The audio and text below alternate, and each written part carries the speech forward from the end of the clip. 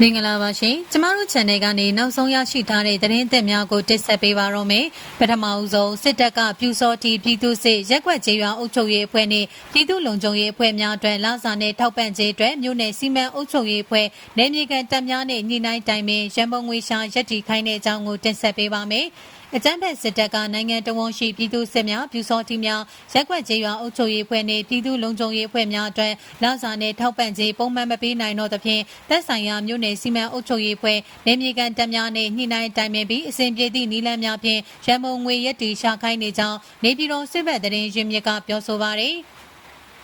အကြမ်းဖက်စစ်တပ်ကပြည်သူစစ်ပြူစောတိနဲ့ပြည်သူလုံခြုံရေးအဖွဲ့များ၏ရိတ်ခါနဲ့ရန်ဖန်ရက်ခါထောက်ပံ့ကြေးတချို့သာပေးရနိုင်ပြီးလစဉ်လစာနဲ့ထောက်ပံ့ကြေးများကိုမပေးနိုင်ကြောင်းထို့ကြောင့်မြို့နယ်ရက်ွက်ကျေးရွာများရှိနေမြေကန်ပြည်သူစစ်များပြူစောတိများနဲ့ပြည်သူလုံခြုံရေးအဖွဲ့များ၏လစာနဲ့ထောက်ပံ့ကြေးအတွက်သက်ဆိုင်ရာမြို့နယ်စီမံအုပ်ချုပ်ရေးအဖွဲ့များကတပ်နယ်မှုများနဲ့တိုင်ပင်ကအစဉ်ပြေသည့်နည်းလမ်းများဖြင့်ရန်ပုံငွေရှာရက်တီခိုင်းထားကြောင်းသိရှိရပါသည်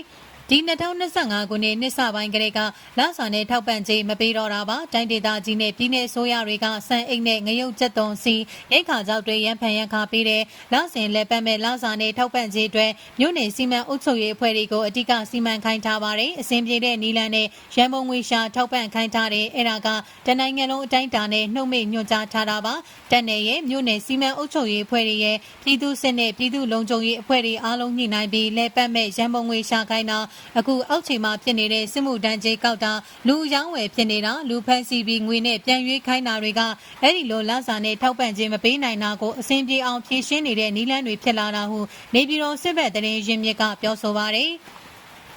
နေပြည်တော်စစ်မှုရန်စင်ခေါ်ရေးဗဟိုအဖွဲ့စစ်ရုံးတို့တွင်စစ်မှုရန်စင်ခေါ်ပေါ်တာဆွဲငွေညစ်ခြင်းစစ်မှုရန်ကြေးကောက်ခံခြင်းစစ်မှုထမ်းလူစားထိုးအယောင်းဝယ်လုပ်ခြင်းနဲ့ပတ်သက်ပြီးနေ့စဉ်တိုင်ကြားသည့်အမှုရာချီ၍လက်ခံရရှိထားတော်လဲရင်းပြဿနာများကိုပြေလည်အောင်ဖြေရှင်းနိုင်ခြင်းမရှိကြောင်းအဓိကအကြောင်းရင်းမှာမြေပြင်တွင်မြို့နယ်စီမံအုပ်ချုပ်ရေးအဖွဲ့များနဲ့တပ်နယ်များကပြည်သူစစ်ပြူစောတိနဲ့ပြည်သူလုံခြုံရေးအဖွဲ့များလဲပတ်နိုင်ရေးအတွက်ရင်းကဲ့သို့နီလန်များအသုံးပြုငွေရှာနေခြင်းဖြစ်ကြောင်းသိရပါသည်